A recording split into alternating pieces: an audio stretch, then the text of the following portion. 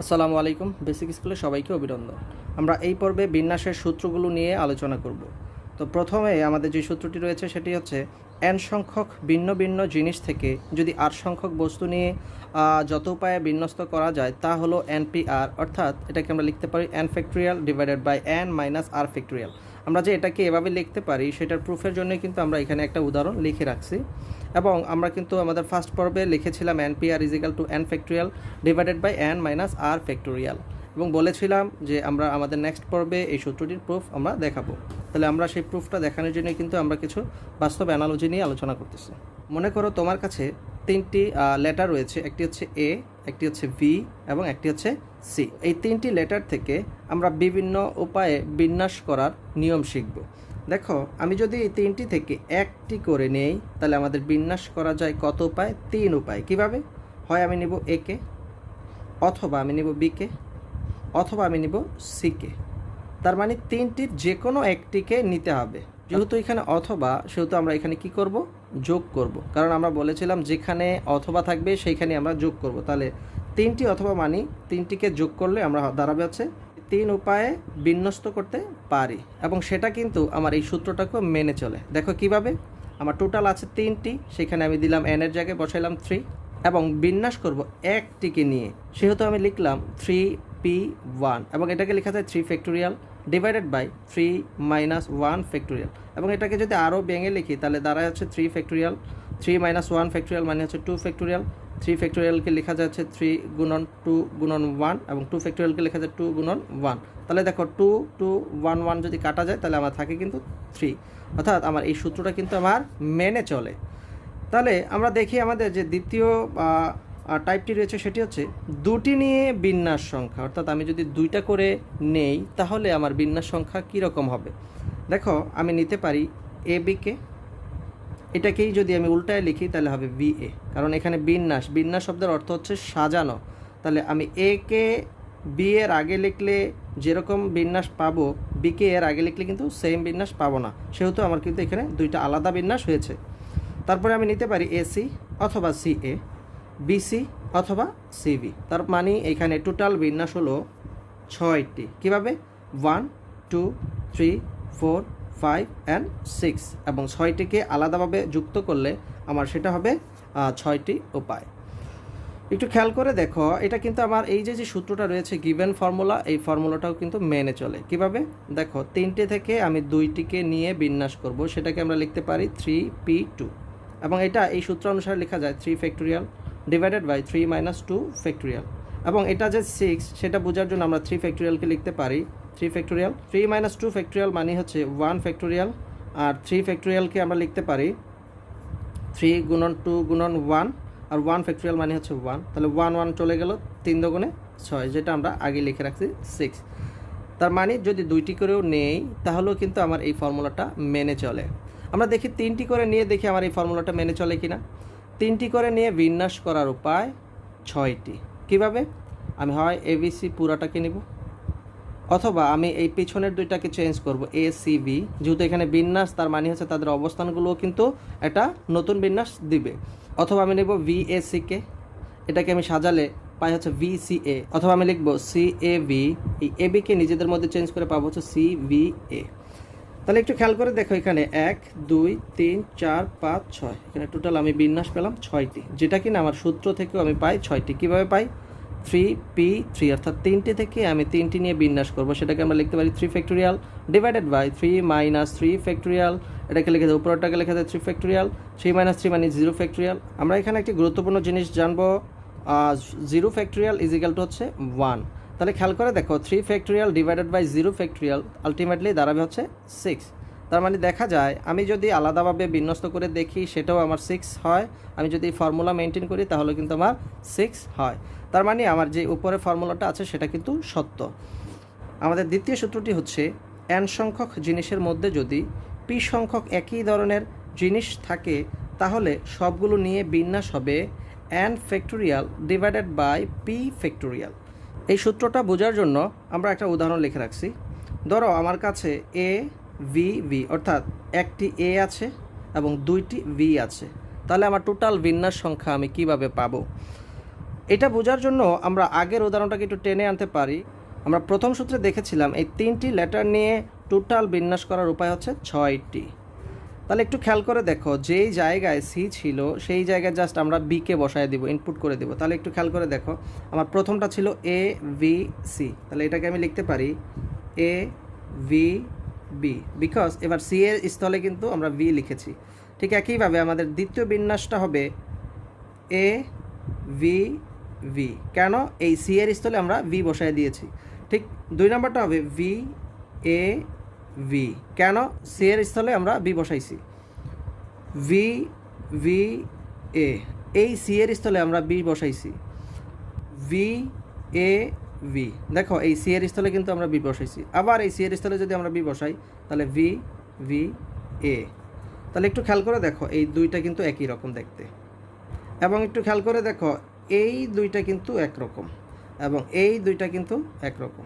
তাহলে আমরা টোটাল এই দুইটা যেহেতু একরকম তাহলে আমরা লিখতে পারি একটি এ ভি বি। এই দুইটা যেহেতু একরকম তাহলে আমরা লিখতে পারি ভি এ ভি। এই দুইটা যেহেতু একরকম তাহলে আমরা লিখতে পারি ভি বি এ।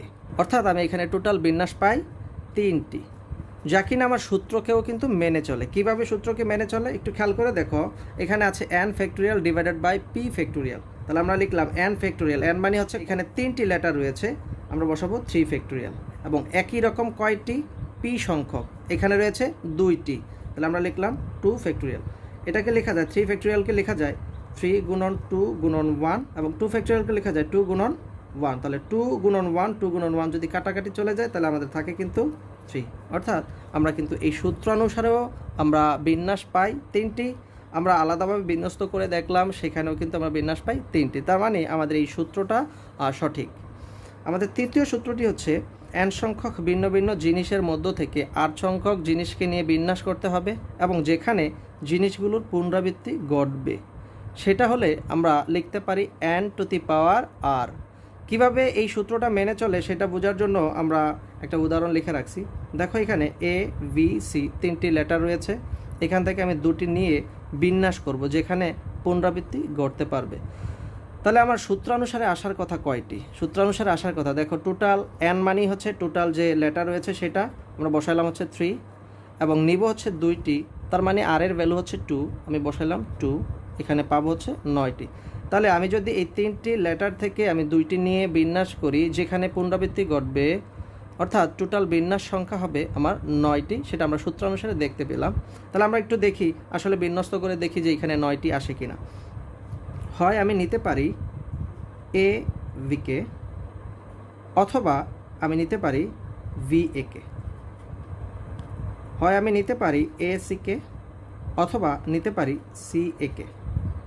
আমি নিতে পারি ভি সিকে, অথবা সি ভিকে, অথবা আমি কি নিতে পারি না 2টাই এ? কেন? কারণ আমার এখানে বলা আছে পুনরাবৃত্তি হতে পারবে।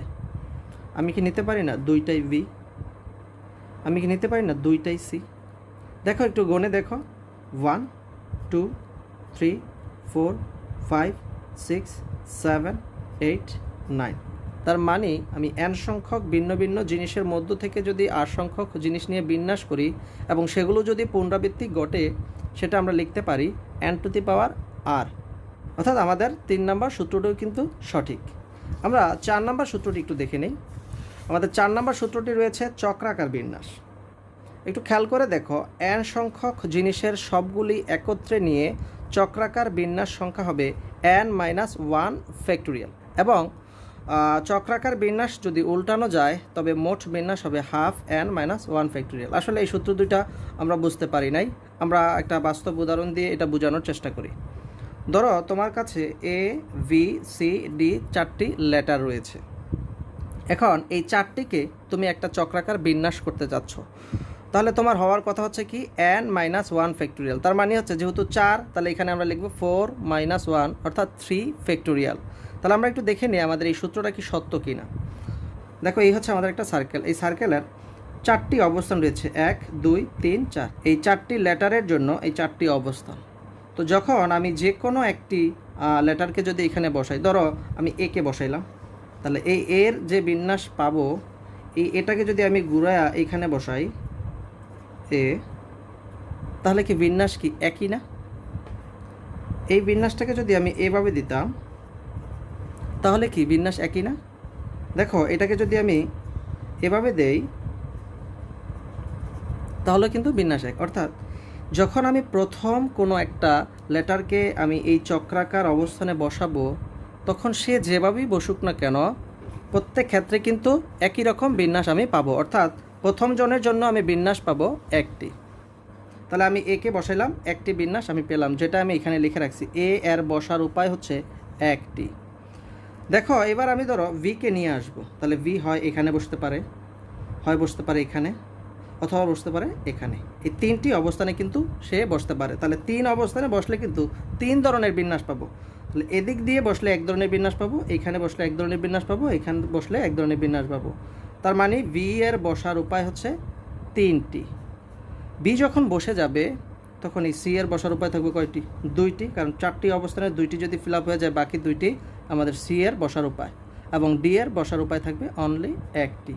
এই টোটাল এই চারটি লেটারের এই চক্রাকার অবস্থানে বসার উপায়কে আমরা যদি গুণাকারে লিখি তাহলে আমরা লিখতে পারি 1 গুণন 3 গুণন 2 গুণন 1, এবং টোটাল সংখ্যাটাকে আমরা লিখতে পারি 3 ফ্যাক্টোরিয়াল। এই 3 ফ্যাক্টোরিয়ালকে আমরা যদি একটু মডিফাই করে লিখি তাহলে আমরা লিখতে পারি 4 মাইনাস 1 ফ্যাক্টোরিয়াল। তাহলে দেখো তো এই জিনিসটা আমার এই টোটাল সূত্রটার সাথে কি মিলে কিনা?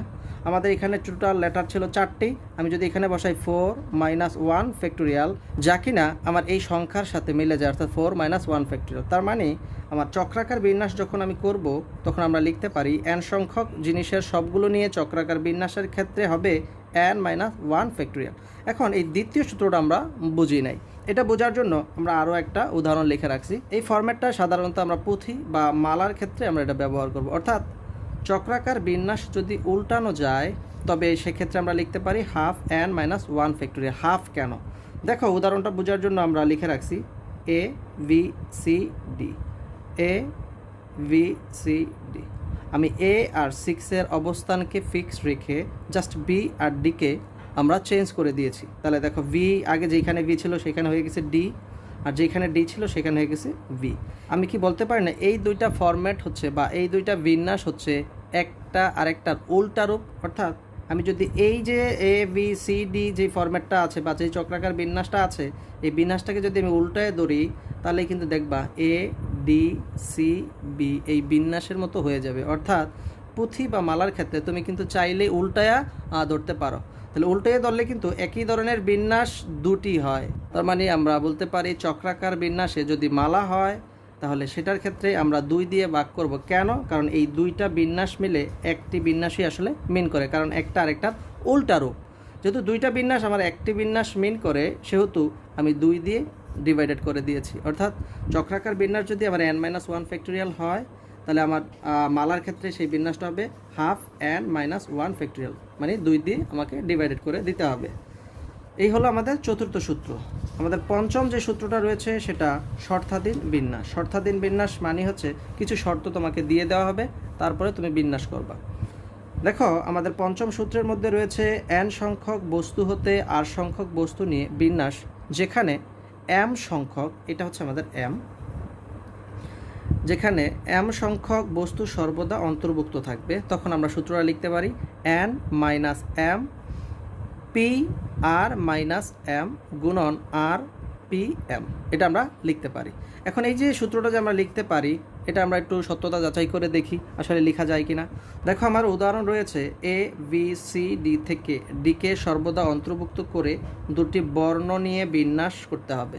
আমরা যদি এই সূত্রের মধ্যে বসাই তাহলে আমরা টোটাল বিন্যাস পাই 6টি। কিভাবে? দেখো সূত্রের মধ্যে বসাবো n মাইনাস এম, এম মানে হচ্ছে সর্বদা অন্তর্ভুক্ত রেখে।